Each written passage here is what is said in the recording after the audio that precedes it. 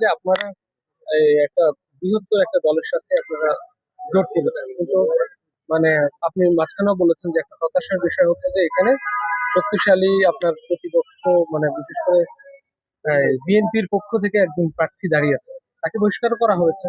তাদের rules and procedure অনুযায়ী সেটা করেছে, কিন্তু আমরা এটা এর আগেও দেখেছি যে রাজনীতিতে যে বিষয়গুলো হয়, বহিষ্কার করার পরেও তারা বিভিন্নভাবে হয়ে রাজনীতির সাথে পরবর্তীতে অ্যাটাচ করে। তো বাস্তবতা যদি এটা দেখি যে আপনি আসলে এই বিব্রতকর অবস্থায় আছেন। না, একটা বিব্রতকর পরিস্থিতিতে তো আছি যে আমরা বিএনপির সাথে অ্যালায়েন্স করেছি, আবার বিএনপির একজন স্বতন্ত্র প্রার্থী আমার প্রতিপক্ষ হিসেবে নির্বাচন করছে। যার ফলে এলাকাটাও বেশ একটা উত্তপ্ত হচ্ছে এবং নানান ধরনের সংঘাত সহিংসতা একটা পরিবেশ তৈরি হচ্ছে। স্বাভাবিকভাবেই বড় দলগুলোতে হয় যে অনেকদিন ধরে স্থানীয় নেতৃবৃন্দের নিয়ন্ত্রণে বিভিন্ন কমিটি, দল, অঙ্গ সংগঠনের বিভিন্ন কমিটি থাকায় কমিটিগুলো আসলে তাদের নিয়ন্ত্রণে থাকে। তো আমার এখানে যেটা হয়েছে, আপনার অফিসিয়ালি এখানে আমাকে সমর্থন দেওয়ার পরেও কমিটির এখনো 50% উপরে লোক কিন্তু স্বতন্ত্র প্রার্থীর পক্ষে আছে। এবং যেহেতু মানে তার খুব একটা, ভাইটাল পোস্ট গুলো তার পক্ষে আছে। হ্যাঁ, এবং যে আপনার যেহেতু একটা বড় দলের তারা দায়িত্বে আছে, ইউনিয়ন ওয়ার্ড পর্যায়ে পর্যন্ত তাদের কাঠামো আছে। আমার নেতা কর্মী বা যারা আমার সাথে কাজ করছে প্রতিনিয়তই তাদের সাথে ঝামেলা করার জন্য কোথাও মারধর করার ঘটনাগুলো ঘটছে। তাহলে এখন দেখেন আমিও যদি সেটার কাউন্টার করি, তাহলে তো কি হলো যে আমরা বিএনপির সাথে অ্যালায়েন্স আছি, বিএনপির লোকদের সাথে আমাদের একটা ঝগড়া বিবাদ বা মারামারি হানাহানি করতে হচ্ছে। এটা নিঃসন্দেহে আমাদের জন্য একটা হাইকমান্ড থেকে কি বিব্রতকর। বলেছে এই বিষয়টা জানার পরে? হাইকমান্ড থেকে তারেক রহমান বা ওনার পক্ষ থেকে কি বলা হয়েছে? এটাই বলছিলাম যে এই ঘটনাগুলো যদি হয় সেটা আমাদের জন্য বিব্রতকর এবং এটা বিএনপির ইমেজের জন্য এবং ভবিষ্যৎ রাজনীতির জন্য কিন্তু খুব ভালো কোনো দৃষ্টান্ত হচ্ছে না। কারণ ভবিষ্যতেও ধরেন রাজনীতিতে তো বাংলাদেশের জোট একটা ট্রেডিশন। তো সেক্ষেত্রে এইভাবে কিন্তু ভবিষ্যতে জোটের ক্ষেত্রে অনেকে আস্থা পাবে না যে আপনার ওই যে জোট দিল স্বতন্ত্র আরেকজন দাঁড়িয়ে যাবে। তো আমার আশা ছিল যে বিএনপির নেতৃবৃন্দ, হাইকমান্ড এই বিষয়ে একটা শক্ত পদক্ষেপ নিবেন। তারা কিছু পদক্ষেপ নিয়েছে, যেমন যিনি দাঁড়িয়েছেন তাকে বহিষ্কার করেছেন, আপনার ২ উপজেলার কমিটি বিলুপ্ত করেছেন। তো তারাও চেষ্টা করেছে এবং এখনো বিভিন্ন নেতৃবৃন্দ কথাবার্তা বলে তারা যেন জোটের প্রার্থীর পক্ষে কাজ করছেন। সেই চেষ্টাটি তারা করে যাচ্ছেন। তবে তারা চেষ্টা করতেছে এবং আমি যেই পরিস্থিতির সম্মুখীন হচ্ছি, এগুলো কিন্তু এখনকার যুগের সোশ্যাল মিডিয়া বা মেইনস্ট্রিম মিডিয়ার ফলে সারা দেশের মানুষ দেখছে। তো সেই সুবাদে এটা বিএনপির জন্য ভালো কোনো দৃষ্টান্ত হচ্ছে না আমি মনে করি।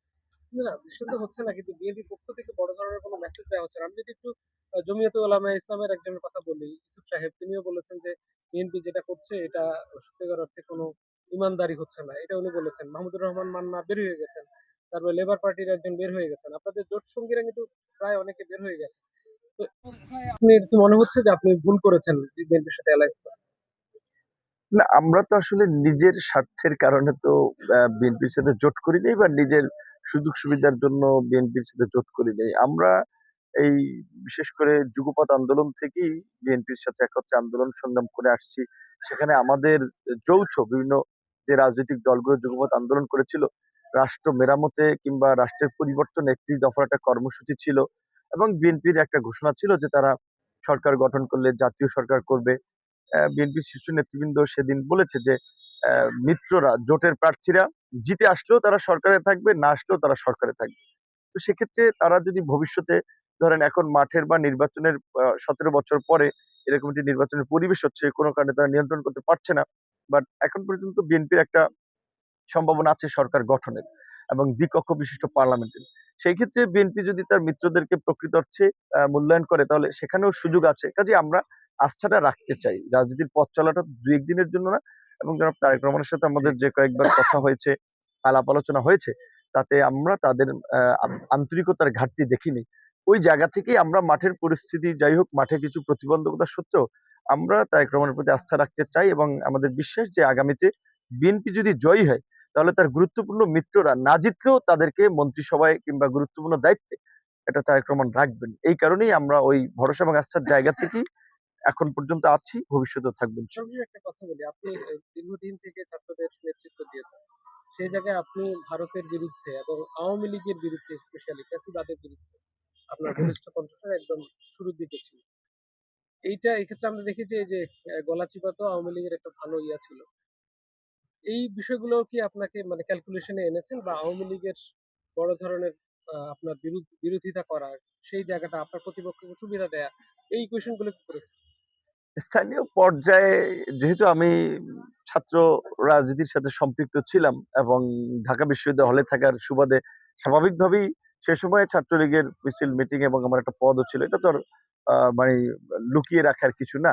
সেই সুবাদে কিন্তু এই অঞ্চলের আওয়ামী লীগের নেতৃবৃন্দের সাথে আমার অনেক আগে থেকেই একটা ভালো বোঝাপড়ার সখ্যতা ছিল।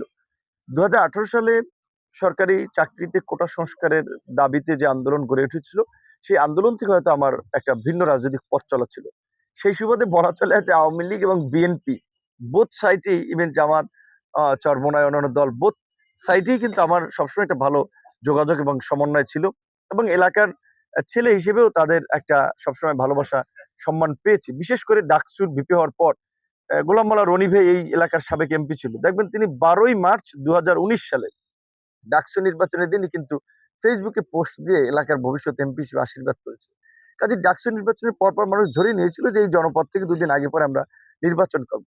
সেক্ষেত্রে দলমত নির্বিশেষে সকলের কাছে একটা ব্যাপক সাড়া সমর্থন পাচ্ছি, এবং এই অঞ্চলের আওয়ামী লীগের লোকদের নিরাপত্তার জন্য কিন্তু আমার বিকল্প নেই। কারণ সারা দেশেই ধরেন যতটুকু মামলা হয়রানি ট্রেনি হয়েছে, সেগুলো কারা করেছে সেটা তো সবাই জানে। এমনকি এইখানেও আপনার আওয়ামী লীগের অনেক নেতাকে এলাকা ছাড়া করা, মামলা দেওয়া, তাদের ঘের দখল, চর দখল, বিভিন্নভাবে হুমকি-দামকি দেওয়া, এগুলো তো যিনি স্বতন্ত্র প্রার্থী হয়েছেন, যেহেতু তিনি বিএনপির নেতৃত্বে ছিলেন, তিনি এবং তার লোকেরাই করেছেন। এবং একদিকে গ্রেপ্তার করেছেন, আবার ওই জেলা আইনজীবীর নেতাদের দ্বারা বাণিজ্য করিয়েছেন কন্টাকে যে জামিন করার বিষয়ে। তো সেক্ষেত্রে আওয়ামী লীগের লোকেরা তো ভালো করেই বোঝে যে সে যদি কোনোভাবে একটা পজিশন তৈরি করতে পারে, তাহলে তো তাদের অনেকে তো এলাকায় থাকতেই পারবে না। যারা থাকবে তাদের চান্দা দিয়ে এলাকায় থাকা লাগবে। সেই সামগ্রিক প্রেক্ষাপট বিবেচনায় আমি মনে করি যে আওয়ামী লীগের লোকেরা এখানে আমাকেই বেছে নেবে।